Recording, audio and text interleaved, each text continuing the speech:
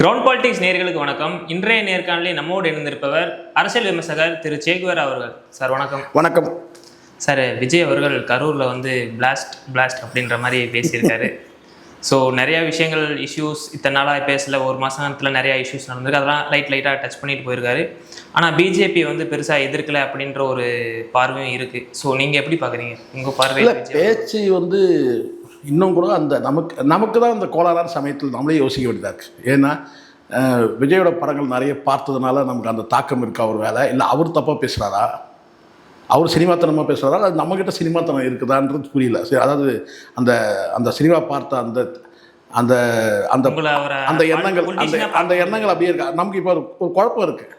ஏன்னா முதல்ல பார்த்திங்கன்னா அவர் அந்த மேடை பேச்சை சில குறிப்பிட்ட இந்த பாடல் குறித்து பேசுகிறது, ஓடு ஓடு ஓடுன்னு சொல்கிறது, இந்த வேட்டைக்காரன் படத்துன்னு பேசுகிறது, இது இது இது எதுவுமே இல்லைனாலும் கூட அவர் சாதாரணமாக பேசுகிறதே நமக்கு ஒரு நாடகத்தன்மை சினிமாத்தனமாக தான் இருக்குன்னு. இப்போ கூடுதலாக அவர் சினிமாவிலேருந்து அவருடைய பாடல்கள்லாம் பாட ஆரம்பிச்சிட்டாருன்னா அப்போ அது நம்ம பார்வைக்கு பார்த்திங்கன்னா முழுசாக இப்போ நான் வேட்டைக்காரன் படம் ஒரு 3-4 முறை பார்த்துருக்கேன். இப்போ 5 தடவை பார்த்த மாதிரி ஆயிடுச்சு. இப்போ நேற்றுக்கு நான் வேட்டைக்காரன் படம் பார்த்த மாதிரி ஆயிடுச்சு. எனக்கு என்னென்னா இன்னும் இப்போ கொஞ்சம் முன்னை விட இப்போ கொஞ்சம் பரவாயில்லன்னு தோணுது. ஆனால் அதே சமயத்தில் சில நாட்களில் ஒருமையில் பேசுகிறது, என்ன அந்த சீன் அப்படி போடுறது, அதுக்கப்புறம் அப்படி கையை அப்படி பண்ணுறது. ஸோ இதெல்லாம் நமக்கு தான் ஒரு வேலை கோளாறு, நம்மக்கிட்ட தான் கோளாறு இருக்கு போல இருக்குது. நம்ம தான் இன்னும் நம்மளுடைய அந்த பார்வையை மாற்றிக்கலை. நம்ம இனிமேல் ஒரு அரசியல்வாதின்ற பார்வையில் நம்ம பார்க்கணும், நம்ம இன்னும் சினிமா நடிகர்ன்ற பார்வையில் நம்ம பார்த்துட்டு இருக்கிற போல இருக்குன்ற மாதிரி நமக்கே ஒரு எண்ணம் தோணுது. நேற்றுக்கு அதான் நான் யோசனை பண்ணேன். நம்ம தான் தப்பாக பார்க்குறோமா ஒரு வேலை, நம்ம ஒரு சினிமாக்காரராக பார்க்குறோமா ஒரு வேலை அப்படின்னு இருக்கு. பட் இருந்தாலும் பார்த்திங்கன்னா இதை கொஞ்சம் இன்னும் கூட அவர் இன்னும் கொஞ்சம் அந்த பக்குவப்பட்ட நிலைக்கு வரணும். தாக்கி பேசுறது ஒரு அரசியல் ரீதியாக, அதுக்காக தாக்கிலாம் பேசாமலாம் இருக்க முடியாது இல்லையா. ஒரு மென்மையான போக்கு நம்ம சொல்ல, நீங்கள் வன்மையான போக்கு கூட பார்த்தீங்கன்னா அது கருத்தியல் சார்ந்து இருந்தால் பிரச்சனையே இல்லை. இப்போ நேற்றைய தினம் உங்களுக்கு என்னெல்லாம் சர்ச்சை ஆகுதுன்றதை அந்த நேரத்துக்கு ரெடி ஆகிறதுன்னு ஒன்று இருக்கு இல்லையா. இப்போ நேற்றைய தினம் உங்களுக்கு என்னெல்லாம் பின்னடைவு, இப்போ நீங்கள் கரூர் சம்பவம் முடிஞ்சு போன ஒரு விஷயம் திருப்பி பேசுகிறீங்க. இப்போ அதோட நீங்கள் கரூர் சம்பவத்தில் இந்த அரசு பணி கொடுக்குறீங்க. அந்த அரசு பணி கொடுக்குறதுல சில பேர் அப்ஜெக்ஷன் பண்ணுறாங்கன்னா அவங்களுக்கு விளக்கம் என்ன உங்கள் சைட்லேருந்து? இப்போ விஜய் அவர்கள் சைட்லேருந்து என்ன விளக்கம் தரப்படுங்க? இப்போ உங்கள் கூட்டணி கட்சியே பார்த்திங்கன்னா முன் உதாரணம் ஆகிடும்னு சொல்கிறாங்கன்னா, அந்த முன் உதாரணமாக இப்போ இதுக்கு முன்னாடி நடந்திருக்கா, அதை நீங்கள் தானே யோசிக்கணும், விஜய் தானே யோசிக்கணும். இல்லை, நீங்கள் பாதிக்கப்பட்டவர்களுக்கு அரசு வேலை அப்படின்ற மாதிரி சொன்னீங்க. ஆனால் அதே நெரிசலில் ஏகப்பட்ட பேருக்கு அடிபட்டிருக்கு. ஆனால் அவங்களுக்கு அதுதான் இல்லை நான் என்ன சொன்னேன், விஜய் அவர்களுடைய பயணத்திலேயே பல பேருக்கு பாதிக்கப்பட்டிருக்கிறாங்க, அவங்களுக்கும் கொடுக்கல. அப்போ கருணை பார்வைன்றது பார்த்தீங்கன்னா அங்கே பார்ஷியாலிட்டி ஆகிடுதுல்ல. கரூருக்கு ஒரு பார்வை, விக்கிரவாண்டிக்கு ஒரு பார்வையா? நம்ம ஏதோ ஒரு விதண்டாவாதமாக குதர்க்கமாக பேசணும் நம்ம நோக்கம் இல்லை. கேள்வி ஒன்று தான். பாதிக்கப்பட்டவங்களுக்கு நீங்கள் கருணை அடிப்படையில் நீங்கள் பணி வாய்ப்பு தரீங்கன்னா, கூட்ட நெரிசல் தான் அவங்க இறந்து எல்லாருக்கும் தெரியும் தான். அதுக்கு பின்னாடி சதி இருக்கா இல்லையான்றது அது கரூர் சிபிஐயுடைய அந்த விசாரணைக்கு முடிவில் தெரிய போகுது. ஆனால் கூட்ட நெரிசல் அது இயற்கையானதா அல்லது அதில் சதி இருக்கா, அது விசாரணை இருக்கும். ஆனால் கூட்ட நெரிசலில் இறந்ததுன்றது உண்மை தானே. அப்போ அந்த இடத்துல நீங்கள் என்ன செய்யணும்னா, இதை கடந்து போயிட்டு இந்த அரசு பணி கொடுக்கறதுல என்ன பிரச்சனை, கடந்த காலத்தில் கொடுக்கலையா, எதுக்கெல்லாம் அரசு பணி கொடுத்துருக்குறாங்க, அல்லது இப்படி வாங்க சட்டப்பூர்வமாக டெக்னிக்கலாக வாங்க, ஒரு அரசு துறையில் இருக்கக்கூடிய ஒரு ஹெச்ஓடிகளுக்கு இந்த அரசு பணி கொடுக்கறதுக்கு ஒரு டிஸ்கிரிப்ஷன் பவர் இருக்குது. ஒரு கருணை அடிப்படையில் பணி வாய்ப்பு கொடுக்கறதுல ஒரு அதிகாரம் இருக்குது. அது எல்லாருக்குமே இருக்குது. பிரசிடென்ட் ஆஃப் இந்தியாவிலேருந்து ஒரு டிபார்ட்மெண்ட்டில் இருக்கக்கூடிய ஹெச்ஓடி வரைக்கும் அவங்களுக்கு அரசு பணியை வழங்குறதுல அவங்களுக்கு ஒரு டிஸ்கிரிப்ஷன் பவர், ஒரு தனிப்பட்ட அதிகாரம் இருக்குது. அப்போ அதையாவது நீங்கள் டெக்னிக்கலாவது பேசுங்க. என்னென்னு கேட்டால், எங்களுக்கு ஏன் அதிகாரம், முதலமைச்சருக்கு ஏன் அதிகாரம் இல்லையா? ஒரு முதலமைச்சருக்கு வேலைவாய்ப்பு கொடுக்க முடியும். கடந்த காலத்தில் ஜெயலலிதா சங்கர்ராமன் கொலை வழக்கில் பாதிக்கப்பட்ட சங்கராமன் மகனுக்கு வழங்கியிருக்கிறாரு. சூசைட் பண்ணின அனிதாவுடைய தம்பிக்கு வழங்கப்பட்டிருக்கு. ஸோ இதெல்லாம் கூட ஒரு வகையான மரணம் தானே. கூட்ட நெரிசலில் இறந்ததுக்கே நீங்கள் ஒரு கேள்வி எழுப்புறீங்க. ஆனால் நீட் தேர்வு குறித்து அவங்க அனிதா மரணத்துக்கு பார்த்திங்கன்னா பணி வாய்ப்பு வழங்கப்பட்டிருக்கு. ஆனால் அதே நீட் தேர்வில் இன்னும் பல பேர் இறந்துருக்கிறாங்க, அவங்களுக்கெல்லாம் கொடுக்கவே இல்லையே. இந்த இடத்துல தான் ஒரு கேள்வி வருது சார். என்ன அப்படின்னா, நீட்டோட இஷ்யூ வந்து நேஷனல் லெவலில் வந்து பெருசாக போயிட்டு இருக்கு. அதில் உருவானதான் இந்த காக்ரோச் ஜனதா பார்ட்டி அப்படிங்கிறதான். ஆனால் நேற்றைக்கு பேசக்கூடிய விஜய் அவர்கள் வந்து பிஜேபியை வந்து நான் எதிர்க்கிறேன்னு காட்டுறதுக்கு வந்து வெறும் டீலிமிட்டேஷன் கொண்டு வரதை மட்டும்தான் பேசுறதே தவிர நீட் இஷ்யூனால பாதிக்கப்பட்ட இன்னைக்கு கூட இல்லை, எனக்கு அந்த காக்ரோச் ஜனதா பார்ட்டியிலேயே வந்து எனக்கு சில சந்தேகங்கள் இருக்குது. அதை நான் வந்து ஆதாரம் இல்லாமல் நான் பேசிட முடியாது. எனக்கு அந்த காக்ரோச் ஜனதா பார்ட்டியில் வந்து வெளிநாட்டு கைகள் இருக்குமோன்ற அந்த சந்தேகம் இருக்குது. அதில் தலைமையாக இருக்கிற அந்த நபர் முதற்கொண்டு அந்த அந்த காக்ரோச் ஜனதா பார்ட்டி மீது எனக்கு ஒரு சந்தேகம் இருக்குது. அந்த சந்தேகம் தான் நான் சொல்கிறேன், ஆதாரமாக என்னால் சொல்ல முடியல. வெளிநாட்டு கைகள் வந்து இருக்கலாம். ஒரு வேளை இந்த பிஜேபி அரசுக்கு எதிராக வந்து செயல்படுறதுக்கு இந்த காக்ரோச் ஜனதா பார்ட்டியில் அந்த இயங்கக்கூடிய அந்த முதன்மை நபராக இருக்கட்டும், அடுத்த நபர்கள் கூட ஒரு வேளை இது வெளிநாட்டு கைகள் இருக்குமோன்ற அந்த சந்தேகம் எனக்கு இருக்குது. ஸோ அதனால் வந்து அப்போ அந்த சந்தேகம் வந்து அவங்க நிலைப்பாட்டில் நீங்கள் எழுப்புகிற மாதிரி பல கேள்விகள் இருக்குது. நீங்கள் எழுப்புற ஏன்னா உச்சநீதிமன்ற நீதிபதி கிட்டேருந்து அந்த ஒரு வார்த்தை வந்த பிறகு தான் இது வந்து அங்கே அந்த காக்ரோச் ஜனதா பார்ட்டியே வந்து தொடங்குது. அப்போது இப்போ வந்து பிரதமர்கிட்ட இருந்தோ அல்லது உள்துறை அமைச்சர் கையில் இருந்தோ அல்லது வந்து பார்த்தீங்கன்னா வேறு ஏதாவது ஒரு அதிகார மையத்தோடு இருந்து வரல. உச்சநீதிமன்ற நீதிபதி ஒரு வார்த்தை சொல்கிறாரு, அந்த வார்த்தை பின்தொற்றி தான் இது கட்டமைக்கப்படுது. அதில் எனக்கு என்னென்னு கேட்டால் இது வந்து இது எளிதாக கடந்து போயிருக்க முடியும். உச்சநீதிமன்ற நீதிபதி கூட என்ன சொன்னார்னா, இந்த இளம் தலைமுறையில் வந்து பார்த்தீங்கன்னா இந்த செல்ஃபோனை வந்து இது பண்ணிகிட்டே இருக்கிறாங்க, ரப் பண்ணிகிட்டே இருக்கிறாங்க. இது வந்து ஒரு வகையாக வந்து பார்த்திங்கன்னா வந்து அது மேற்கோள் அது காட்டும்போது அந்த காக்ரோச்சுன்றதை மேற்கோள் காட்டார். அது உடனே ஒரு ஓவர் நைட்டில் ஒரு அமைப்பு தொடங்குறதுன்னு எனக்கு சந்தேகமாக இருக்குது. இதுக்கு பின்னாடி வேறு ஏதோ ஒரு அமைப்பு இருக்குது. அதை வந்து பார்த்திங்கன்னா ஒரு சாதாரண விஷயமாக கடந்து போகக்கூடியதை பெரிய பூதாகரமாக்கி இந்த அமைப்பு தொடங்குறதுக்கு காரணமே வந்து பார்த்திங்கன்னா வந்து உச்சநீதிமன்ற நீதிபதி சொன்ன அந்த ஸ்டேட்மெண்ட் தான்ன்ற மாதிரி கொண்டு போகிறாங்களே, அதில் எனக்கு வந்து சில சந்தேகம் இருக்குது. அதனால் நம்ம அதை வந்து நான் கூட வந்து பார்த்திங்கன்னா கடந்து போகிறேன். இப்போ அது வந்து பார்த்திங்கன்னா வட இந்தியாவில் வந்து வேகமாக செயல்படக்கூடிய அந்த காக்ரோச் ஜனதா பார்ட்டி ஏன் தமிழ்நாட்டில் வந்து ஆகலை? ஏன்னா தமிழ்நாட்டில் எல்லாத்தையும் பகுத்து பார்ப்பாங்க. அப்படியே இந்த குதிரைகள் ஆடம் கட்டின மாதிரி அப்படியே ஓடுறாங்களா, அந்த மாதிரி போக மாட்டாங்க. தமிழ்நாட்டில் எல்லாத்தையுமே பகுத்து பார்க்கக்கூடியவர்கள்.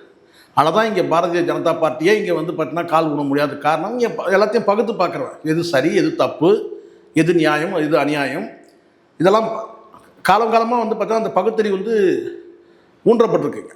அப்படி இருக்கும்போது அந்த காக்ரோச் ஜனதா பார்ட்டி பிஜேபியே நாங்கள் ஏற்றுக்கல, அப்புறம் காக்ரோச் ஜனதா பார்ட்டி வந்து சும்மா இங்கே திடீர்னு கிளம்பி வந்தாங்க, ஆனால் நிற்க முடியல. ஸோ அதனால் எனக்கு வந்து அது சந்தேகம் இருக்குது. இல்லை, அதை தாண்டி நான் கேட்க வந்தது என்ன அப்படின்னா, நீட் இஷ்யூ வந்து விஜய் அவர்கள் பேசாதது காரணம் என்னன்னு தான் கேட்க வரேன். இல்லை அதுதான். இப்போது நீட் விஷயம் பொறுத்த வரைக்கும் உங்களுக்கு நல்லா தெரியும். ஆட்சி இப்போது பல விஷயம், நீட் விஷயம் மட்டுமே இல்லை, நீட் விஷயம் சேர்த்துப்போம், பல விஷயங்கள் வந்து பார்த்திங்கன்னா வந்து இவங்க வந்து தவிர்த்துட்டு போகிறாங்க, கடந்து போகிறாங்க. இப்போது நீட் விஷயமா இருக்கட்டும், அல்லது வந்து மத்திய அரசு திட்டங்கள் வந்து சில இங்கே இம்ப்ளிமெண்ட் பண்ணக்கூடிய விஷயங்கள் எல்லாத்துலேயுமே வந்து பார்த்திங்கன்னா வந்து கடந்து போகிறாங்க. இல்லை இணங்கி போகிறாங்க, கடந்து போகிறதில்ல, இணங்கி போகிறாங்கன்னு வச்சுப்போம். இப்போ ஏன் திமுக அரசு கொண்டு வந்த பல திட்டங்களே வந்து பார்த்திங்கன்னா இவங்க வந்து அதை வந்து இனாகரேட் பண்ணுறதுலாம் உங்களுக்கு தெரியும்னு நினைக்கிறேன். இப்போ நேற்றைய தினம் அந்த பேருந்து ஒரு போன வாரத்தில் வந்து ஒரு பேருந்து பண்ணாங்க, இந்த கடல் நீரை குடிநீர் அதெல்லாம் வந்து பண்ணுறாங்க. அதை தாண்டி இன்னொரு விஷயம் நடக்குது, நீங்கள் உங்களுக்கு தெரியும். வேணா சில திட்டங்களுடைய பெயர் நீக்கம்லாம் நடக்குது, அது ஒரு பக்கம் இருக்கட்டும், அது பேசுவோம். திட்டங்களுக்கு பேர் நீக்கிறது, பாதி பேர் இருக்கிறது, பாதி பேர் வச்சுக்கிறது, இதெல்லாம் நடக்குது. ஆனால் நேற்றைய தினம் உங்களுக்கு தெரியும்னு நினைக்கிறேன், சேலத்தில் வந்து ஒரு பெரிய ஒரு விஷயம் வந்து வைரல் ஆகிட்டுருக்கு. என்னென்னா சேலத்தில் வந்து பார்த்திங்கன்னா வந்து குடிநீரை வந்து பார்த்திங்கன்னா விநியோகம் செய்கிறதுக்கு வந்து சூயஸ்ன்ற ஒரு ஃப்ரான்ஸ் நிறுவனத்துக்கிட்ட வந்து ஹேண்ட் ஓவர் பண்ணியிருக்கிறாங்க. அப்போது சேலத்தில் வந்து பார்த்திங்கன்னா இனிமேல் குடிநீர் வந்து பார்த்திங்கன்னா வந்து விற்பனைக்கு இருக்குது. இதை வந்து பார்த்திங்கன்னா பரவலாக வந்து பார்த்தீங்கன்னா எல்லாரும் பேச ஆரம்பிச்சிருக்காங்க. எப்படிங்க வந்து நீங்கள் வெளிநாட்டு கம்பெனி கொடுங்க, உள்நாட்டு கம்பெனி கொடுங்க, ஆனால் குடிநீரை வந்து விநியோகிக்க அரசே இதை செய்தால், அப்போது இப்போ ஏற்கனவே தனியார் நிறுவனங்கள் உங்களுக்கு இருக்குது, தெரியும் உங்களுக்கு தனியார் நிறுவனங்கள் இருக்குது. அது ஒரு கட்டத்தில் வந்து 10 ரூபாய்க்கு வந்து ஒரு பாட்டில் குடிநீர் வந்து அம்மா குடிநீர் விற்றாங்க. அதையே வந்து கடுமையாக எதிர்த்தவங்களாம் இருக்கிறாங்க. நீங்கள் அம்மா பேரில் வச்சுருந்தா கூட குடிநீர் எப்படி இந்த அரசு விற்கலாம்னு சொல்லி கேட்டாங்க. அது ப்ரைவேட்டில் விற்கிறது 20 ரூபா பாட்டில்னா நாங்கள் 10 ரூபாய்க்கு கொடுக்குறோம்னு சொல்லி கூட அது வந்து அன்றைக்கி வந்து சமாதானம் சொல்லப்படுது. இப்போ வந்து பார்த்திங்கன்னா ஒட்டுமொத்த மாவட்டத்தோட குடிநீரே வந்து பார்த்திங்கன்னா வந்து தனியார் நிறுவனங்கள் வந்து விற்பனைக்கு எடுக்கும்போது பார்த்திங்கன்னா அப்போது தண்ணீரையும் விலை கொடுத்து வாங்கணும். இது ஒரு ஆரம்பமாக கூட இருக்கலாம், ஒரு துவக்கமாக இருக்கலாம். அப்போ எதிர்காலத்தில் என்ன நடக்கும்? இப்போது ஃப்ரான்ஸில் மற்ற நாடுகள்லாம் வந்து பார்த்திங்கன்னா தண்ணீர் வந்து அந்த பற்றாக்குறை இருக்கலாம், பஞ்சம் இருக்கலாம். ஆனால் அதனால் வந்து பார்த்தீங்கன்னா விலை வந்து பார்த்தீங்கன்னா ஒரு பாட்டில் வந்து இன்றைக்கி இந்திய மதிப்பில் வந்து 500 ரூபா ஒரு பாட்டில். இங்கே 20 ரூபா கிடைக்கிற பாட்டில் அங்கே 500 ரூபா. அந்த மாதிரி இந்த பல நாடுகள் அந்த மாதிரி இருக்குது. குறிப்பிட்ட நாடுகளில் மேல் நாடுகள் வந்து தண்ணிக்கான வந்து செலவினங்கள் வந்து 4 மடங்கு 8 மடங்கு 10 மடங்குலாம் இருக்குது. அப்படி இருக்கும்போது இங்கே வந்து நம்மக்கிட்ட இருக்கிற அந்த குடிநீரை வந்து பார்த்தீங்கன்னா விற்பனைக்கு நீங்கள் கொண்டு வரும்போது பார்த்தீங்கன்னா மற்ற ஜீவராசிகள் எப்படின்றத சீமானும் எழுப்புறாரு. இப்போ நான் வந்து காசு கொடுத்து வாங்குறேன், அது சரி தப்புன்றது அதுக்கப்புறம். அப்போ ஆடு மாடுகள் எப்படி காசு கொடுத்து வாங்கம்மா? காக்கா குருவிகள் எப்படி? ஸோ பறவை இனங்கள் எப்படி? இப்படி வந்து தண்ணீரை வந்து தண்ணீர் இல்லாத எந்த ஜீவராசியும் கிடையாது. அப்போ மற்ற ஜீவராசிகளுக்கு எப்படி? ஸோ அதனால் இப்போ மற்ற விஷயங்களுக்கு நீங்கள் வரி வசூல் பண்ணீங்க, வந்து சாக்கடை நீர் அகற்றுவதற்கு நீங்கள் துப்புரவு சம்மந்தமாக இல்லை எல்லாத்துக்கும் நீங்கள் வந்து பணம் வந்து நீங்கள் வந்து ஒரு மின்சாரத்துக்கு எப்படி நீங்கள் ஒரு கட்டணம் வச்சுருக்கீங்க, அந்த மாதிரி கட்டணம் வச்சுருக்கீங்க. ஆனால் மின்சாரம் கேஸ் மாதிரி கடைசியில் குடிநீரும் கொண்டு வந்துட்டீங்கல்ல. அப்போ இந்த திட்டத்தை யார் கொடுங்க? இந்த 2 மாதத்துல இல்லை, இது வந்து கையெழுத்து போடுறது போன மாதம் ஏதோ 20ஆம் தேதி வருது. அப்படி பார்த்தா கூட இந்த திட்டத்தை வந்து யார் வந்து கொண்டு வந்திருப்பாங்க? மாநில அரசு தான் கொண்டு வந்திருப்பாங்க. மாநில அரசுனா யார்? திமுக அரசு. அப்போ அதை நீங்கள் நடைமுறைப்படுத்துறீங்க. இப்போ மற்ற விஷயங்கள்லாம் என்ன சொல்கிறீங்க? 10 மாதம் எங்களுக்கு 6 மாதம் டைம் கொடுங்க, நாங்கள் இதை பண்ணுவோம் அதை பண்ணுவோம், அவங்க ஊழல் பண்ணிட்டு போனாங்க, அதெல்லாம் சொல்கிறீங்க. ஆனால் ஒரு திட்டம் வந்து பார்த்திங்கன்னா மக்கள் விரோத திட்டம் தான். அது குடிநீர் விநியோகன்றது மக்கள் விரோத திட்டம் தான். மக்கள் மட்டுமே இல்லை, அனைத்து ஜீவராசிகளுக்கும் ஒரு விரோதமான திட்டத்தை வந்து இன்றைக்கி டிவிக்கு அரசு இம்ப்ளிமெண்ட் பண்ணுது. எப்படின்னு கேட்குறேன் நான். அப்போ அது மட்டும் எப்படி நீங்கள் வந்து அப்போ செலக்டிவாக நீங்கள் வந்து பண்ணுறீங்கன்னா இல்லை, வெறும் வெறுப்பு அரசியல் இதெல்லாம் வந்து பார்த்தீங்கன்னா ஒரு மேடையில் தானே. நீங்கள் எந்த திட்டத்தை கைவிடணும் உள்ளபடியே அந்த திட்டத்தை கைவிடணும். ஆனால் அந்த திட்டத்தை நீங்கள் வந்து நடைமுறைப்படுத்துறீங்கல்ல. அப்போ உங்களுக்கு என்ன வித்தியாசம் இருக்குது? அப்புறம் என்ன மாற்றம் இருக்குது? உங்கள்கிட்ட என்ன மாற்றம் இருக்குது? இப்போது நீங்கள் நீரை பற்றி பேசுறதுனால ஒரு கேள்வி வருது. என்ன அப்படின்னா, இதற்கு முன்னாடி வரைக்குமே வந்து திமுக ஆட்சி செஞ்ச சதினால தான் வந்து காவேரியிலேருந்து தண்ணி வரல அப்படின்ற மாதிரி முதல்வர் பேசியிருக்காரு. அவர் மட்டும் இல்லை, நிர்மல்குமார் அமைச்சர் அவருமே அதை தான் சொல்கிறார். திமுக வந்து சதி செஞ்சதுனால தான் வந்து தண்ணி வரல, ஏன்னா அவங்களோட சொத்து எல்லாமே கர்நாடகாவில் இருக்குது, அதற்காக வந்து அவங்க பாதுகாக்கிறாங்க அப்படின்ற மாதிரி அவர் சொல்கிறாங்க. இதெல்லாம் நீங்கள் வந்து பார்த்தீங்கன்னா அரசியலுக்கு பேசலாம் சார். உங்கள்கிட்ட அதிகாரம் இருக்குது சார், நீங்கள் நடைமுறைப்படுத்துங்க சார். நான் சொல்கிறேன், நீங்கள் சொல்கிறது கூட நாங்கள் ஒத்துக்கிறோம். அவங்க சரியில்லை, மாற்றம் உங்கள்கிட்ட கொடுத்துருக்குறோம்ல. மாற்றத்துக்காக தான் நீங்கள் வந்து மாற்றம் சொல்லி தான் நீங்கள் சொன்னீங்களோ இல்லையா, மக்கள் விரும்பி வந்து வாக்களித்தாங்க, மாற்றத்தை விரும்பி வாக்களித்தாங்க. நீங்கள் கொடுங்க, மாற்றம் கொடுங்க. மீண்டும் நீங்கள் நீட் விஷயத்துக்கும் அதையே சொல்லுவீங்க, எல்லாத்தையுமே நீங்கள் வந்து மீண்டும் மீண்டும் திமுகவை நீங்கள் கை காட்ட முடியாதுல்ல. அப்போ உங்களுக்கு வந்து பார்த்தா நீங்கள் ஒன்று, அப்போ இது செயலற்ற அரசாகிடுது. அப்போ இது வந்து இன்னொரு டிஎம்கே கவர்மெண்ட்டு நம்ம எடுத்துக்கலாமா? அப்போ எல்லாத்துக்கும் நீங்கள் வந்து கை நீட்ட முடியாது. ஒரு திட்டம் வந்து மக்கள் விரோத திட்டம், அதை ரத்து பண்ணுங்கள். நீங்கள் பண்ணுறதெல்லாம் என்னென்னு கேட்டிங்கன்னா ஒரு பேர் மாற்றுறீங்க, அது கூட பாதி பேரை மாற்றுறீங்க, அது கூட முழுசாக மாற்ற முடியல உங்களால். பாதி பேர் முதல்வர் படிப்பாக்குமா, முதல்வர் தூக்கு, மக்கள் விடியல் பண்ணுவோம், விடியலை தூக்கு. இது எப்படி இருக்குது? ஸோ இது வந்து ஏதோ சொல்கிறது ரொம்ப ஒரு கிரிஞ்சாக இருக்கிற மாதிரி இருக்குல்ல சார். அது போக இந்த கர்நாடகாவிலேருந்து ஆல்ரெடி திறக்கப்பட்ட ஒரு ஆறு, அது வந்து ரொம்ப பொல்யூட்டடாக இருக்குன்னு சொல்லி அதனால் பாதிக்கப்பட்டு 8000 ஏக்கருக்கு மேலே நிலம் பாழடைஞ்சிருச்சு. ஸோ அதை வந்து எதிர்க்கட்சியும் பேச மாட்டேங்குது. இப்போ இருக்கக்கூடிய டிவிக்கு இல்லை, செலக்டிவாக வந்து சில விஷயங்கள் சார் உள்ளபடியே இப்போ இந்த அரசு வந்த பிறகு பார்த்திங்கன்னா சில விஷயங்கள் வந்து பார்த்திங்கன்னா எதிர்க்கட்சிகள் வந்து பேச தயங்கிறதுக்கு காரணம் கேட்டிங்கன்னா, ஏன்னா இவங்க கொண்டு வந்த திட்டங்கள், இப்போ இந்த சேலம் அந்த குடிநீர் திட்டமே இருக்குங்க, தனியாருக்கு விநியோகப்படும், யாருமே அதை பற்றி சீமானை தவிர வேறு யாரும் பேசவே இல்லை. ஏன் திமுக பேசலை? காரணம்னா அவங்க தான் இந்த திட்டத்தை கொண்டு வந்தவங்க. அது மாதிரி பல விஷயங்களுக்கு வந்து பார்த்திங்கன்னா திமுக தரப்பில் வாயை திறக்க மாட்டேங்கிறாங்க. அது வாயை திறந்தாலும் இவங்களுக்கு என்னன்னு கேட்டிங்கன்னா பதிலடி கொடுக்கும்போது பார்த்திங்கன்னா இவங்க வந்து சிக்கி தவிக்கிறத பார்க்குறோம். அப்போ இன்னும் கொஞ்ச நாள் போனால் ஒரு அண்டர்ஸ்டாண்டிங்கே வந்தால் கூட ஆச்சரியப்படுறதுக்கு இல்லை. இவங்களுக்குள்ள சொல்கிறோம். இப்போ நீங்கள் சொல்கிறீங்க, ஆமாம் அப்படி தானே. இப்போ நீங்கள் இவங்க சொல்கிறது என்னென்னு கேட்டால் ஏடிஎம்கேவும் டிஎம்கேவும் வந்து பார்த்திங்கன்னா வந்து கூட்டு களவாணிகள் சொல்கிறீங்க. இப்போ நீங்கள் எங்கே வித்தியாசப்பட்டு நீங்கள் நிற்கிறீங்க? இந்த திமுக அரசுக்கும் அதிமுக அரசுக்கும் நீங்கள் ஏதாவது வித்தியாசப்பட்டு நிற்கிறீங்களா? மாறுபட்டு நிற்கிறீங்களா? எதில் மாறுபட்டு நிற்கிறீங்க? ஏதாவது ஒரு விஷயம் சொல்லுங்கள். இந்த விஷயத்தில் நாங்கள் திமுகவோட மாறுபட்டு நிற்கிறோம், இல்லை அதிமுகவோட மாறுபட்டு நிற்கிறோம், எதுவும் கிடையாது. இப்போதைக்கு நீங்கள் சொல்ல வர்றது என்னென்னு கேட்டால் ஊழலை வச்சுட்டீங்க. அதுவே இப்போ வந்து பார்த்தீங்கன்னா கேள்வியாகி நிற்கிது. இதெல்லாம் விஜய்க்கு தெரியுமா தெரியாதான்னு, அதான் முதலமைச்சருக்கு தெரியுமா தெரியாதா இதெல்லாம்? ஏன்னா வழக்கறிஞர் நியமனத்தில் பல கோடி ஊழல்னு சொல்லி பேச்சு ஒரு பக்கம் வந்து இருக்க தான் செய்யுது. அப்போ அது வந்து ஊழல் லிஸ்ட்டில் வராதா அது அப்படின்னு இருக்குது. இது வரைக்கும் 10 பைசா ஊழல் இல்லை, நாங்கள் ரூபாய் நாங்கள் ஊழல் இல்லாமல் நாங்கள் ஆட்சி நடத்துகிறோம் சொல்ல முடியுமா? அப்போ இது வந்து ஒரு விஜய் பார்வைக்கே போலியா இப்படி ஒரு குற்றச்சாட்டு இருக்குதுன்றது. ஸோ இப்படி வந்து பல கேள்விகள் இருக்குது. இன்னும் போக போக தான் தெரியும் இவங்களுடைய அரசியல் நிலைப்பாடு என்ன. ஆனால் இப்படி ஜெயலலிதா அவர்களுக்கு வந்து அரசு கலைஞர் அரசுக்கும் நேருக்கு நேர் பயங்கர விரோதம் இருக்கிற மாதிரி தான் நீங்கள் கூட பார்த்துருப்பீங்க. ஆனால் வந்து சரக்கு சப்ளை விஷயத்தில், இந்த டாஸ்மாக் சரக்கு சப்ளை விஷயத்தில் இவங்க கம்பெனிலேருந்தும் சரக்கு வருது, அவங்க கம்பெனிலேருந்து சரக்கு வருது. இது மட்டும் எப்படி ஒப்பந்தம்? அப்போ அந்த திமுக காரணம் இருந்தாலும் சரிக்கண்ணா, அதே ஜெயலலிதா கொண்டு வந்த அந்த இன்னும் சொல்லப்போனால் டாஸ்மாகே ஜெயலலிதா தான் கொண்டு வராங்க. டாஸ்மாக்ன்றது வந்து அந்த நிறுவனத்தில் வந்து சரக்கு யார் சப்ளை பண்ணுறாங்கன்னா 2 தரப்புல இருந்தோம். 2 தரப்புனா திமுக தரப்பு தான் நான் சொல்கிறேன். திமுக தரப்பு, அதிமுக தரப்பு 2 தரப்புல இருந்தால் வந்து சரக்கு வந்து சப்ளை ஆச்சு. அப்போ அங்கே மட்டும் எப்படி புரிந்துணர்வு வந்துச்சு? அங்கே மட்டும் அந்த புரிதல் எப்படி வருது? நேருக்கு நேர் போட்டி தான். ஜெயலலிதாவும் கலைஞரும் வந்து நேருக்கு நேர் அரசியல் வந்து பார்த்தீங்கன்னா வந்து யுத்தம் பண்ணவங்க. ஆனால் இந்த விஷயத்தில் மட்டும் எப்படி அண்டர்ஸ்டாண்டிங் வருது? அந்த மாதிரி தான் நாங்கன்னா காலப்போக்கில் வந்து இப்போ எப்படி கடந்த அரசில் வந்து எடப்பாடி அரசு வந்து இவங்க பல விஷயங்கள் நடவடிக்கை எடுக்கவே இல்லை. இப்போ இந்த நான் சொல்கிறது 2021 ஆட்சியில் மு.க. ஸ்டாலின் ஆட்சியில் வந்து எந்த நடவடிக்கையும் எடுக்கவே இல்லையே. ஊழல் நடவடிக்கையோ அதெல்லாம் எடுக்கவே இல்லை. ஒரு அண்டர்ஸ்டாண்டிங் மாதிரி கடந்து போயிட்டாங்க. அப்போ இவங்க ஆட்சியில் வந்து பார்த்தீங்கன்னா வந்து இவங்க சொல்லிட்டு தான் இருக்கிறாரு, இவங்க கொள்ளை அடித்தாங்க, அதை பண்ணாங்க, இது பண்ணாங்கன்னு. இது வரைக்கும் நடவடிக்கை இல்லையே. சட்டசபையிலே கொள்ளை அடிச்சிட்டாங்கன்னு பேசுகிறார். ஊர் அடித்து ஒலையில் போட்டாங்க, கொள்ளை அடிச்சிட்டாங்கன்னு பேசுனார். இது வரைக்கும் நடவடிக்கை ஏதாவது ஊழல் நடவடிக்கை ஏதாவது எடுத்துருக்குறாங்களா? ஊழல் பண்ணாங்க, ஊழல் பண்ணாங்க. 2 மாதம் ஃபுல்லாக முடிஞ்சிருச்சு. இது வரைக்கும் ஒரு நடவடிக்கை இல்லை. அப்போ இப்படியே சொல்லிகிட்டே போவீங்களா? ஊழல் பண்ணாங்க நடவடிக்கை எடுத்துருக்கணும்ல. கடந்த ஆட்சியாவது செலக்டிவாக ஒரு சில பேர் மேலே பண்ணாங்க, அவங்களுக்கு தெரியும் நினைக்கிறேன். இந்த இவர் ராஜேந்திர பாலாஜி, கடந்த ஆட்சி ராஜேந்திர பாலாஜி சொல்கிறேன், அதாவது திமுக அரசு எடுத்த நடவடிக்கை சொல்கிறேன். விஜயபாஸ்கர் இவங்க சில பேர் மேலே நடவடிக்கை எடுத்தாங்க. இங்கே வந்து அது கூட இல்லையே. வேலுமணி மீது கூட ரைடெல்லாம் விட்டாங்க தெரியும். ஆனால் இப்போ வந்து பார்த்தீங்கன்னா யார் மீதும் எந்த நடவடிக்கை இல்லை. சொல்லிட்டு இருக்கீங்க, ஒருத்தர் வந்து ஏவாவேல் மேலே நாங்கள் நடவடிக்கை எடுத்தோம். என்ன நடவடிக்கை எடுத்தீங்க? அவர் போய் படுத்துட்டாரு. நீங்கள் நீதிபதிகளே அதான் சொல்லியிருக்காங்க. என்ன யார் ஆட்சிக்கு வந்தாலுமே வந்து ஊழலை ஒழிக்க போகிறோம் சொல்லிட்டே இருக்கீங்க. இன்னும் வந்து யாரும் வந்து உள்ளபடியே அதானே உண்மை. வழக்கு வந்து நிலுவையில் இருக்கு, அதை முடிச்சு வைக்க மாட்டீங்களே.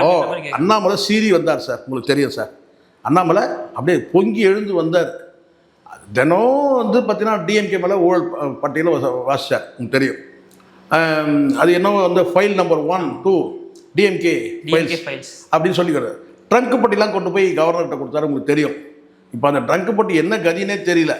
அந்த சீன்லாம் நம்ம பார்த்தோம். ட்ரங்க் பட்டி சரி, அட்லீஸ்ட் அதை திறந்தாது காட்டிடலாம், இவ்வளோ கோப்புகள் இருக்குது. வெறும் ட்ரங்க் பட்டியா, அதுக்குள்ளே ஃபைல் இருந்தாங்க. ஆனால் வந்து அந்த ட்ரங்க் பட்டி கொண்டு போய் வச்சாங்க. ட்ரங்க் பட்டி கொடுக்கணும்னு அவசியமே இல்லை. அந்த ஃபைலை ஹேண்டில் பண்ணோன்னா எவ்வளோ இன்றைக்கி இருக்கிற நவீன மையத்தில் வந்து பார்த்தீங்கன்னா பெரிய பெரிய சூட்கேஸ்லாம் வந்து ஒரு ஆளையே மடித்து உள்ளே போடலாம் சார். அவ்வளோ பெரிய சூட்கேஸ்லாம் இருக்குது சார். ஆனால் என்ன செஞ்சாங்கன்னா பெரிய இரும்பு பட்டியில் வந்து ட்ரங்க் பட்டி கொண்டு போய் வச்சு சீன் போட்டார். அப்புறம் தான் தெரிஞ்சு கேட்டால் இவர் வந்து இந்த அண்ணாமலை வந்து இந்த முன்னாள் அமைச்சர்கள், எம்எல்ஏக்கள் இவங்க மேலே நடவடிக்கை எடுப்போம்னு சொல்லிட்டு இடியை பயன்படுத்தி நடவடிக்கை சொல்லிட்டு ஒரு பக்கம் வந்து கலெக்ஷன் அந்த வேலையை வந்து பண்ணாருன்னு சொன்னாங்க. இப்போ இன்றைக்கி வந்து ஒரு அரசியல் கட்சி தொடங்குற அளவுக்கு அவர்கிட்ட பணம் எங்கேருந்து வருது? ஒரு அரசியல் கட்சி தொடங்கினா குறைஞ்சபட்சம் பணம் வேணும்ல சார். அவர் ஏற்கனவே வந்து பார்த்தீங்கன்னா கடனில் இருக்கிறேன், அதில் இருக்கிறேன், இது இருக்கிறேன், அப்படி தானே காட்டியிருக்காரு. இப்போ ஒரு அரசியல் கட்சி தொடங்குற அளவுக்கு எங்கேருந்து அவர்கிட்ட பணம் இருக்குது? அப்போ முன்னாள் அமைச்சர்களை, முன்னாள் எம்எல்ஏக்களை மிரட்டி தான் வந்து இடியை காரணங்க வச்சு மிரட்டி இன்றைக்கி வந்து ஒரு அரசியல் கட்சியாக அவர் மாறிட்டார். ஸோ அதனால் இப்போ நீதிமன்றம் எழுப்புற கேள்வி கரெக்டு தானே. யார் ஊழலை ஒழிச்சிங்க? அண்ணாமலை கூட ஊழலை ஒழிக்கிறேன்னு தான் சொன்னார். அப்போ அண்ணாமலை கிட்ட யார் இருந்தாங்கன்னு பாருங்கள். மத்திய அரசு இருக்குது. மத்திய அரசோட அத்தனை டிபார்ட்மெண்ட்டும் அண்ணாமலைக்கு வந்து பார்த்தீங்கன்னா கண் அசைவில் இருந்துச்சு. இவன் நினச்சிட்டு தான் நடவடிக்கை எடுக்க முடியும். எடுக்கலையே. வெறும் கொண்டு கவர்னர்கிட்ட கொண்டு போய் கொடுத்தாரு. கவர்னர் என்ன பண்ணார்? அந்த டிஎம்கே ஃபைல் 1, 2 ஒரு முறையும் நீங்கள் தெரியும் உங்களுக்கு, எப்போல்லாம் இந்த அமைச்சர்கள் மீது நடவடிக்கைனா அவங்கெல்லாம் டெல்லிக்கு போய்ட்டு வருவாங்க. என்ன நடக்குது அண்டர்ஸ்டாண்டிங்? ஸோ ஊழலை ஒழிக்கிறதுக்கு இங்கே யாரும், இந்த தமிழ்நாட்டில் ஒரு விஷயம் நடக்கும். சாதியை ஒழிக்கிறன்னு ஒரு கூட்டம், என்னென்னு ஊழலை ஒழிக்கிறன்னு ஒரு கூட்டம். ஆனால் இது வரைக்கும் ஏதாவது நடந்திருக்கா? சாதி ஒழிக்கிறதுக்கான நடவடிக்கையோ அல்லது ஊழல் ஒழிக்கிற நடவடிக்கை ஏதாவது ஒரு பாசிட்டிவாக ஏதாவது மூவ்மெண்ட்டாவது நடந்திருக்கா? எதுவுமே நடக்கவே இல்லை. அப்போ நீதிமன்றம் எழுப்பின கேள்வி கரெக்ட் தானே. இல்லை அதில் பேசக்கூடிய அதிமுக வந்து ஜெயக்குமார் அவர்கள் வந்து இன்னைக்கு பேசுகிறாரு என்னன்னா விஜய் அவர்களோட கரூர் ஸ்பீச்சை வச்சு பேசுகிறார். அதில் அவர் சொல்கிறாரு நீங்கள் ஊழல் ஒழிச்சிட்டேன்னு சொல்கிறீங்க, ஆனால் கூட யாரை வச்சிருக்கீங்க அப்படின்னு பார்த்துட்டு ஒரு பாஸ் விட்டு போகிறார். ஸோ அவர் சொல்ல வர்றது என்ன அப்படின்னா ஏடிஎம்கேல இருக்கக்கூடிய முன்னாள் அமைச்சர்கள் முன்னாள் நிர்வாகிகள் இவங்க எல்லாமே வந்து உங்கள் கட்சியில் இருக்காங்க, அவங்க எல்லாருமே ஊழல்வாதி தான் அப்படின்னு இவரு சொல்கிறார். அது எவ்வளோ பெரிய குடும்பம் பாருங்க. அப்போ நேற்று வரைக்கும் இதை சொல்லியிருக்கணும்ல. இந்த ஜெயக்குமார் கூட பார்த்தீங்கன்னா ஏன் இதை முன்னாடியே சொல்லவே இல்லை? இப்போது செந்தில் பாலாஜி விஷயத்திலே வந்து பார்த்தீங்கன்னா இடி வந்து கைது செய்யும் போது அந்த கைது நடவடிக்கை சரின்னு சொன்னாங்க. ஆனால் என்ன வழக்கு இடி வந்து பார்த்தீங்கன்னா போட்ட வழக்கு என்னன்னா அதிமுக ஆட்சியில் வந்து வேலைக்கு பணியாளர் நியமனத்தில் தான் ஊழல். அது அதிமுக ஆட்சியில் நடந்தது. ஆனால் இடி நடவடிக்கை எடுக்கும்போது பார்த்தீங்கன்னா அதை பாராட்டி பேசணுங்க இவங்க அறிவாளிகள். இப்போ புரியுதுங்களா அந்த கட்சி ஏன் இந்த கதிக்கு ஆளாகுதுன்னு? நான் என்ன கேட்குறேன், ஜெயக்குமாருக்கு மண்டையில் ஏதாச்சும் கொஞ்சமாச்சும் இருக்கணும். இப்போது இவங்க வந்து டிவிக்கேல சேர்த்தது அது தனி கதை, நம்ம பேசுவோம் சார். அதை டிவிக்கேல இருக்கிற அந்த முன்னாள் அமைச்சர்கள் அத்தனை பேருமே வந்து பார்த்தீங்கன்னா ஊழல்வாதிகள்ன்றத நீங்கள் சொல்லலாம், நான் சொல்லலாம், இல்லை மாற்று கட்சியில் சொல்லலாம். ஆனால் அதை யார் சொல்ல முடியாது? என்ன கேட்டால் ஜெயக்குமார் ஏடிஎம்கேவும் சொல்ல முடியாது, டிவிக்கேவும் சொல்ல முடியாது. டிவிக்கே சேர்த்துக்கிட்டாங்க. இப்போ விஜய்க்கு எப்போ அந்த மிஸ்டர் கிளீன்ற அந்த இமேஜ் உடையுதுன்னா விஜயபாஸ்கர்களை சேர்த்தது தான் உடையுது. அதுக்கு முன்னாடி இந்த எம்எல்ஏக்கள் ராஜினாமா பண்ணது கூட வந்து அடிப்படலை. எப்போ வந்து டேமேஜ் ஆகுதுன்னு பார்த்தீங்கன்னா விஜயோட அந்த க்ளீன் இமேஜ், இந்த மிஸ்டர் க்ளீன் இமேஜ் எப்போ டேமேஜ் ஆகுதுன்னா இந்த விஜயபாஸ்கரை சேர்த்த பிறகு தான். அதனால் டிவிக்கேவும் சொல்ல முடியாது. அதுவும் ஜெயக்குமார் சொல்கிறாரு பாருங்க, இத்தனை ஆண்டு காலம் வந்து பார்த்தீங்கன்னா வந்து உங்கள் ஆட்சியில் இருக்கும் போதெல்லாம் அப்போ ஊழல்வாதிகள் சொல்லலாமா? இதை வேறு யாராவது சொல்லணும். அப்போ அந்த கட்சி தலைமை அதை ஆதரிச்சதாங்களா? அப்படி தானே ஆயிடுது. அப்போ ஏன் எடப்பாடி அப்போ அந்த அரசே வந்து பார்த்தீங்கன்னா ஊழல் அரசு தான் சொல்லணும் இல்லையா? 2 அமைச்சர்கள் போனோடனே நீங்கள் அந்த ஊழல் குற்றச்சாட்டு வந்து பார்த்தீங்கன்னா இப்போ சொல்கிறீங்கன்னா அப்போ நீங்கள் தெரிஞ்சு நீங்கள் ஏன் வச்சுருந்தீங்க? நீங்கள் நீக்க வேண்டியது தானே தூக்கி. ஸோ இதுதான் இப்போ புரியுது. அந்த அதிமுக அழிவு காரணம் என்ன? இந்த மாதிரி அறவை காட்டுத்தனமாக வந்து மக்கள் வந்து இதெல்லாம் முட்டாள், மக்கள் இதெல்லாம் யோசிக்க மாட்டாங்கன்னு சொல்லி பேசுறது தான். இப்போ ஜெயக்குமார் தெரியுதுங்களா? ஜெயக்குமார் வந்து பார்த்தீங்கன்னா அவ்வளோதான், மண்டையில் அவ்வளோதான் இருக்குது. வேறு வழி இல்லாமல் சொல்கிறேன் நான். அறிவு இருந்தால் நீங்கள் இதை சொல்லுவீங்களா? அவன் வந்து முன்னாள் அமைச்சர்லாம் ஊழல்வாதிகள் சொல்லுவீங்களா? நாளைக்கு எல்லாரையும் தானே அப்படி சொல்லுவீங்க. யோசிப்பேன் உள்ளே இருக்கிறவங்க என்ன யோசிப்பாங்க? நாளைக்கு நம்ம போனாலும் நம்மளும் இப்படி தான் சொல்லுவாங்களா? நீங்கள் சொல்லக்கூடாது. வேணா பொதுவாக சொல்லலாம். ஒரு கட்சியிலேருந்து இன்னொரு கட்சிக்கு இப்போ இவர் கூட சொல்கிறாரு, உதயகுமார் கூட சொல்கிறாரு, கடுமையாக சாடுறதை நீங்கள் பார்த்தீங்க சரிங்களா? இவ்வளோ நாள் இவர் எங்கே இருந்தாருன்னு தெரியல. ஜெயக்குமார் ரொம்ப நாள் ஆஃப் ஆகியிருந்தார், இப்போ தான் வந்திருக்காரு. சந்தோஷம், மகிழ்ச்சி, வரட்டும். ஆனால் என்ன பேசுன்றது யோசிக்கணும்ல. யாரை நம்ம குற்றம் சாட்டுறோம்? மல்லாந்து துப்புறதுன்னு சொல்லுவாங்க. இது கிட்டத்தட்ட அப்படி தான். இது ஜெயக்குமார் வந்து மல்லாந்து துப்பிக்கிறது தானே சமம். சரி, இப்போ அதிலே பார்த்தீங்க அப்படின்னா நேற்றுக்கு பேசக்கூடிய விஜயபாஸ்கர் அவர் வந்து பேசும்போது என்ன சொல்கிறார் அப்படின்னா, எங்களுக்கு வந்து நாங்கள் ஏன் இந்த கட்சியில் வந்து சேர்ந்தோம் அப்படின்னா எங்களுக்கு விஜய் தரப்புலேருந்து ஒரு ஆஃபர் வந்துச்சு, அதனால் நாங்கள் வந்து ஜாயின் பண்ணிக்கிட்டோம் அப்படின்ற மாதிரி அவர் சொல்கிறாரு.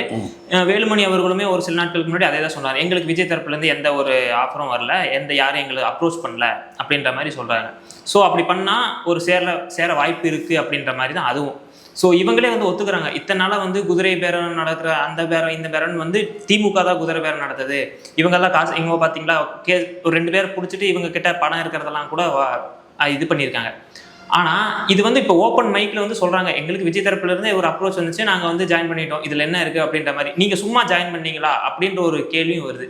ஸோ இதை எப்படி பார்க்குறீங்க? நீங்கள் இப்போது பொதுவாக சொல்கிறேன், இந்த சட்டமன்ற இன்றைய தினம் சட்டமன்ற உறுப்பினர் வெற்றி பெறவங்களாம் என்ன செய்கிறாங்க? அப்படியே முழுக்க மக்களுக்கு சேவை செய்யணுன்ற அந்த எண்ணத்தில் வராங்களா? கிடையாது. அப்படி சொல்லலாம் சரிங்களா? இங்கே வந்து முழுக்க இந்த அரசியலுக்கு வர்றதே இன்றைக்கி வந்து குழப்பம் நடத்துறதுக்கு தான் ஆயிடுச்சு உள்ளபடியே.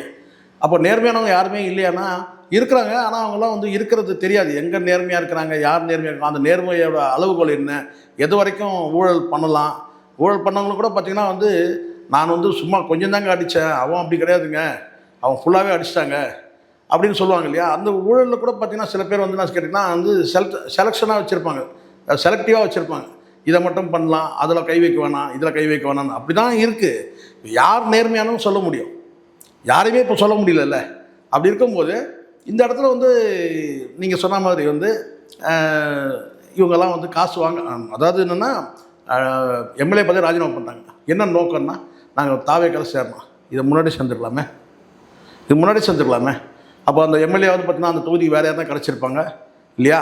அப்போது ஒரு வாக்களித்த மக்களுக்கு துரோகம் பண்ணிவிட்டு நீங்கள் என்ன செய்கிறீங்க, நேராக வந்து இங்கே வந்து உங்களை வந்து தத்துப்புள்ள மாதிரி இணையிறீங்க இல்லையா? அடாப்ட் ஸ்டைல் தானே சொல்லணும், தத்துப்புள்ள மாதிரி இணையிறீங்க. அப்புறம் உங்களுக்கு என்ன பார்வை இருக்குது? மக்களுக்கு நல்லது செய்யணுன்ற நோக்கம் கிடையாது. நீங்கள் வந்து சேர்ந்துடுறீங்க. சரி, சேர்ந்ததுக்கு பின்னாடி நீங்கள் சும்மா தான் சேர்ந்தீங்க. அதை சும்மானா அதாவது கேட்டால் நான் அந்த கட்சியோட வந்து அந்த கொள்கை ஈர்க்கப்பட்டு நான் சேர்ந்தேன், அந்த தத்துவம் எனக்கு ரொம்ப பிடிச்சிது. இல்லை எனக்கு இப்படியாவது சொல்லுங்கள் என்னென்னு கேட்டால், விஜய் வந்து ஒரு சிறந்த நடிகர், ஒரு கவர்ச்சிகரமான நடிகர், அதுக்காக சேர்ந்து சொன்னால் இந்த தேர்தலுக்கு முன்னாடி சேர்ந்துருக்கணும். தேர்தல் சீட்டு வாங்கி களத்தில் நின்று ஜெயித்த பிறகு அந்த மக்களுக்கு துரோகம் பண்ணிட்டு இந்த கட்சியில் போய் சேரமா நீங்கள் என்ன சமாதானம் சொன்னாலும் ஏற்றுக்க மாட்டாங்க. அதுக்கு பின்னாடி ஏதோ ஒரு அமௌண்ட் இருக்குது. அவங்க வந்து பார்த்தீங்கன்னா எங்கள் அரசியல் கட்சி தரமாக வந்து 3 பேர் உட்கார்ற சோஃபா வந்து வாங்கினாங்கன்னா நீங்கள் சிங்கிள் சேர் கூட நீங்கள் வாங்கியிருக்கலாம். சிங்கிள் சோஃபான்னு ஒன்று சொல்லுவாங்க இல்லையா, ஒரு நபர் மட்டுமே உட்காரக்கூடியது, அதை கூட நீங்கள் வாங்கியிருக்கலாம். அவங்க வந்து அரசியல் கட்சிகள்லாம் வந்து 3 பேர் உட்கார்ற சோஃபா கூட 3 பேர் இல்லை 5 பேர் உட்கார்ற அந்த சோஃபா செட்டு கூட வாங்கியிருக்கலாம். சோஃபா செட்டு நீங்கள் சிங்கிள் சேர் கூட வாங்கியிருக்கலாம். ஆக ஏதோ ஒரு விலை போகாமலாம் வந்து நம்ம என்னென்னா ஆதாரப்பூர்வமாக நம்ம சொல்ல முடியாது. ஆனால் அப்படி என்ன உங்களுக்கு நோக்கம்? அந்த பதவியை ராஜினாமா பண்ண வேண்டிய அவசியம் கட்டாயம் என்ன? ஒரே ஒரு வார்த்தை தான் எல்லாரும் சொல்கிறது என்னென்னா, திமுகவும் அதிமுக ஒன்று சேர பார்த்துட்டாங்க, அது எங்களுக்கு பிடிக்கும். அதுவும் சார் இது அரசியலுக்காக சொல்லுது. அப்படியே அவங்க சேர்ந்தா கூட உங்களுக்கு என்ன அதனால்?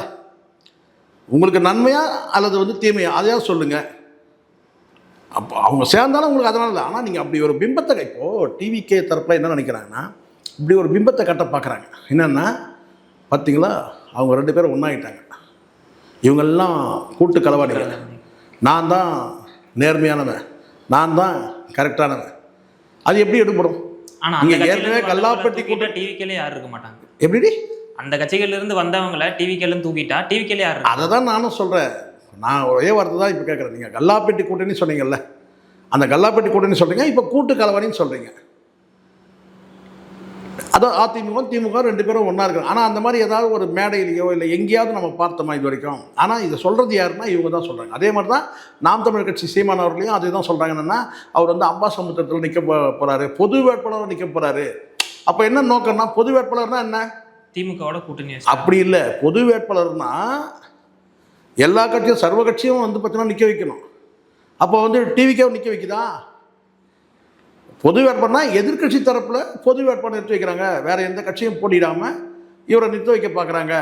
அப்போ அதன் மூலமாக என்ன சொல்ல வராங்கன்னு கேட்டால், டிஎம்கே ஏடிஎம்கே மட்டும் கிடையாதுங்க, அதில் வந்து பார்த்தீங்கன்னா இவரும் இருக்கிறாரு. யார்? சீமானும் இருக்கிறாரு. ஏன்னா இப்போ வந்து ஒரே பிரச்சனை உங்களுக்கு என்னென்னு கேட்டால், காசு வாங்காமல் ஓட்டு வாங்கிறது நாம் தமிழ் கட்சி. இந்த சீட்டு கொடுக்கும்போது பார்த்தீங்கன்னா காசு வாங்காத கட்சி, இப்படி பல வந்து குவாலிட்டி இருக்குது. இப்போ அதெல்லாம் உடைக்கணும். சாதியை சொல்லி ஓட்டு வாங்கலை, சாதி பணம் கொடுத்து ஓட்டு வாங்கலை. ஸோ இப்படியெல்லாம் வந்து நிறைய இருக்குது இல்லையா? இந்த மாதிரி வந்து கேட்டால் இல்லை நாங்களும் வந்து பார்த்திங்கன்னா அந்த மாதிரி தான் தனித்துவம் வாய்ந்த கட்சி, நாங்கள் சாதிய கட்சியை சொல்லி ஓட்டு வாங்கலை, பணம் கொடுத்து ஓட்டு வாங்கலை அப்படின்றது தங்களை வந்து நம்ம அவங்கள வந்து பார்த்தீங்கன்னா இங்கே எஸ்டாப்ளிஷ் பண்ணுறது. இப்போ எங்கள் கட்சியோட வந்து குவாலிட்டி தெரியுமா, இதுதான். நாங்கள் காசு பணத்துக்கெல்லாம் நாங்கள் வந்து பார்த்தீங்கன்னா வந்து கொடுத்து வாக்கு வாங்க மாட்டோம், சாதி சொல்லி வந்து ஓட்டு வாங்க மாட்டோம், இப்படி வந்து சொல்லுது. ஆனால் அதெல்லாம் உண்மையா? சாதி வேட்பாளர் தான் நின்னாங்க, அது சில பேர் பணம் கொடுத்ததா கூட தகவல் இருக்குது.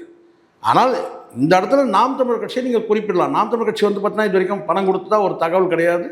அது எப்போவுமே அவங்க வந்து அவங்க கடந்த ட்ராக் ரெக்கார்டு எடுத்து பார்த்தோன்னா நம்ம சொல்லிடலாம் க்ளீனாக. நாம் தமிழ் வந்து பார்த்தீங்கன்னா காசு கொடுத்து வாங்குறது கிடையாது, சாதி சொல்லி ஓட்டு வாங்குறது கிடையாது. ஸோ அதனால் இந்த இடத்துல வந்து இப்போ இவங்களோட நிலைப்பாடு, நான் சொல்கிறது இந்த டிவிக்கோட நிலைப்பாடு என்னென்னா, ஏதாவது ஒரு நிலைப்பாட்டில் உறுதியாக நின்னாங்களா? நீங்கள் சொல்லுங்கள். இப்போ நான் கேட்குறேன் உங்கள்கிட்ட, நீங்கள் சொல்லுங்கள், ஏதாவது ஒரு நிலைப்பாட்டில் வந்து உறுதியாக நின்னாங்க சார்? எனக்கு அவங்களோட நிலைப்பாடு என்னன்னு தெரியல சார். அதான் இங்கே ரொம்ப பிளைனாக சொல்லிட்டீங்க, இதுதான் உண்மை. ஏன்னா கட்சி கொள்கை கிடையாது, தத்துவம் கிடையாது, கோட்பாடு கிடையாது, எல்லாமே கிடையாது. சரி, எதுவுமே வேணாம், வெறும் ஒரே ஒரு வார்த்தை என்னன்னு கேட்டிங்கன்னா, நாங்கள் மாற்று கட்சி இருக்கணும், யாரும் சேர்க்க மாட்டாங்க. அப்படி சேர்க்கறது தான் ரொம்ப தூய்மையானவராக இருக்கணும். சொல்ல முடியுமா? இன்றைக்கி நீங்கள் வந்து பார்த்தீங்கன்னா இன்னொரு அதிமுக ஆகிட்டீங்க, அவ்வளோதான். இன்னொரு திமுக ஆகிட்டீங்க, சேர்ந்துருக்கிறோம்னா எமத்திரனா ஆகிட்டேன். இப்போ வெள்ளி வால் கொடுக்குறாரு யார்? இந்த எம்ஆர் விஜயபாஸ்கர். அந்த வெள்ளி வால் வச்சு நீங்கள் என்ன பண்ண போகிறீங்க? தெரியாமல் தான் பல காலமாக அந்த வால் கொடுத்துட்டுருக்குறாங்க. ஆனால் அதை வச்சு வெண்டைக்காய் கூட கட் பண்ண முடியாது, இதுதான் உண்மை. வெண்டைக்காய் கட் பண்ணால் கத்தி சின்னதாக இருக்கணும் இல்லையா? சமையல் கட்டை கூட யூஸ் பண்ண முடியாது அந்த கத்தியை. சரி, அதை வச்சு ஏதாவது நீங்கள் வந்து வேறு ஏதாவது வெட்ட முடியுமா? மரங்கிறம் வெட்ட முடியுமா? வெள்ளி வேலை வச்சு யாராவது வந்து வேலை மரம் வெட்டுவாங்களா சார்? சொல்லுங்கள். வெள்ளி வேலை வச்சு யாராவது கருவேல மரம் வெட்டுவாங்களா, இல்லை வந்து ஏதாவது விறகு வெட்டுவாங்களா? வெட்ட மாட்டாங்க. அப்போ அதுக்கும் பயன்படாது. அப்போ அந்த வெள்ளி வேலை எதுக்கு பயன்படும்? நீங்களே சொல்லுங்கள். ஃபோட்டோக்கு போஸ்ட் கொடுக்கலாம். எதுக்கு? ஃபோட்டோக்கு போஸ்ட் கொடுக்கலாம். அவ்வளோதான். இப்போ போஸ்ட் கொடுத்தாங்க பாருங்க, அவ்வளோதான். அதை வச்சு சவரம் கூட பண்ண முடியாது சார். சவரம் பண்ணனாலும் உங்களுக்கு தெரியும்னு நினைக்கிறேன். அது இப்போ ரேசர்லாம் வந்துச்சு சவரம் பண்ணுறதுக்கு. கத்தியில் யாருக்கு வந்து சவரம் பண்ணுறாங்க? கடையில் தான் பண்ணுறாங்க. அப்போ அது கூட பார்த்தீங்கன்னா அந்த கத்தியில் வந்து இப்போ பிளேடை சொல்கிறான், உங்களுக்கு தெரியும்னு நினைக்கிறேன் இல்லையா? அப்போ சவரம் பண்ணுறதுக்கும் பயன்படாது, வெண்டைக்காய் வெட்டுறதுக்கும் பயன்படாது, மரம் வெட்டுறதுக்கும் பயன்படாது. அப்போ எதுக்கு தான் அது பயன்படும்? ஆனால் வெள்ளி வாள் அதோட மதிப்பு பல லட்சம். அந்த பல லட்சம் எங்கேருந்து வந்தது? எம்ஆர் விஜயபாஸ்கருக்கு கொள்ளையடிச்சில் வந்தது. இவ்வளோ தானே உடச்சி சம்பாரிச்சுதா? அப்புறம் நீங்கள் இதுக்கு பேர் வந்து நீங்கள் க்ளீன் இமேஜ். இதுக்கு மேலே விஜய்னா அவர் ஊழல்கிட்ட அரசுங்க. ₹1 ஊழல் வாங்க மாட்டாருங்க. நீங்கள் ₹1 ஊழல் வாங்க மாட்டீங்கன்னு சொல்லும் போதே அந்த வந்து வெள்ளி வாள் வந்து நிற்குது நம்ம கண்ணுக்கு முன்னாடி. அவர் தங்கத்திலே கொடுப்பார். ஆக்சுவலாக எனக்கு தெரிஞ்சு எம்ஆர் விஜயபாஸ்கர் அவ்வளோ இருக்குது. அதுவும் அந்த 4 வருஷம் இருக்கு பாருங்கள், அந்த அம்மா இறந்த பிறகு அந்த 4 வருஷ காலம் இருக்குது பாருங்கள். அவங்கவுங்க வந்து பார்த்தா அடித்தது ஆளுங்காடு, பிடிச்சது புளியங்காடுன்னு ஒரு பழமொழி சொல்லுவாங்க. அந்த மாதிரி அடி தும் பண்ணாங்க எல்லாருமே, எல்லா அமைச்சர்களுமே. அப்படிப்பட்ட அமைச்சர்கிட்ட நீங்கள் சேர்த்துக்கிட்டு வெள்ளி வேலை வாங்கிட்டு நான் வந்து தூய ஆட்சி கொடுப்பேன், இது நான் நேர்மையான அந்த ஆட்சி கொடுப்பேன், ₹1 நான் ஊழல் பண்ண மாட்டேன். அப்போ நான் எனக்கு அந்த விளக்கம் சொல்லுங்கள். அந்த வெள்ளி வாள் எவ்வளோ மதிப்பு, அந்த பணத்துக்கு எங்கேருந்து, எந்த மன்னாரன் கம்பெனியில் ஒரு எம்ஆர் விஜயபாஸ்கர் வேலை செஞ்சார், எங்கே உழைச்சார், எங்கே மூட்டை தூக்குனார், எங்கே வண்டி இழுத்தார், எந்த கம்பெனியில் வேலை செஞ்சார், எப்படி வந்து அந்த அந்த வீரவாளோட இன்றைக்கி ரேட்டு வெள்ளி ரேட்டு உங்களுக்கு தெரியல சார்.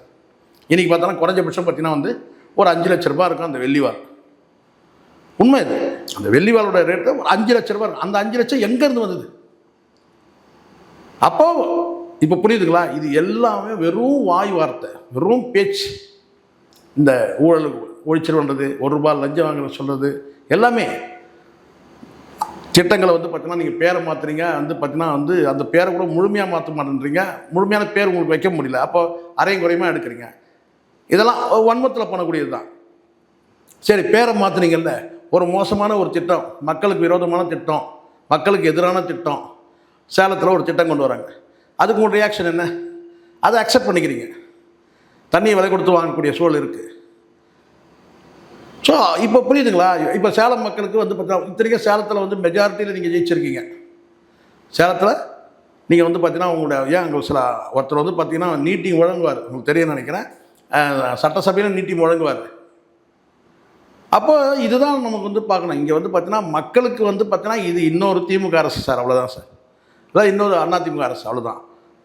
மாற்றம் இந்த மாற்றத்தை கொடுத்தோன்னா வந்து அது அப்படியே வந்து இங்கே அப்படியே புதுசாக இங்கே நம்ம பிறந்த மாதிரி ஆகிடுவோம்லான்னு சொன்னாங்க இல்லையா? நம்ம இனிமேல் விஜய் ஆட்சியில் நம்ம வந்து புதுசாக நம்ம பிறந்த மாதிரி ஆகிடுவோம், எல்லாமே புத்துணர்ச்சி பெறுவோம். ஒன்றும் கிடையாது. இருக்கிற நிலைமையே வந்து பார்த்தீங்கன்னா கண்டினியூ ஆகுதுன்னு சொல்லலாம். அதை விட மோசமாக தான் போயிட்டுருக்கு. ஸோ அதெல்லாம் பொறுத்து வந்து பார்க்கலாம் என்ன நடக்குது. பார்க்கலாம் சார். நிறைய விஷயம் நம்மளோட பகிர்ந்துட்டீங்க. ரொம்ப நன்றி. நன்றி சார்.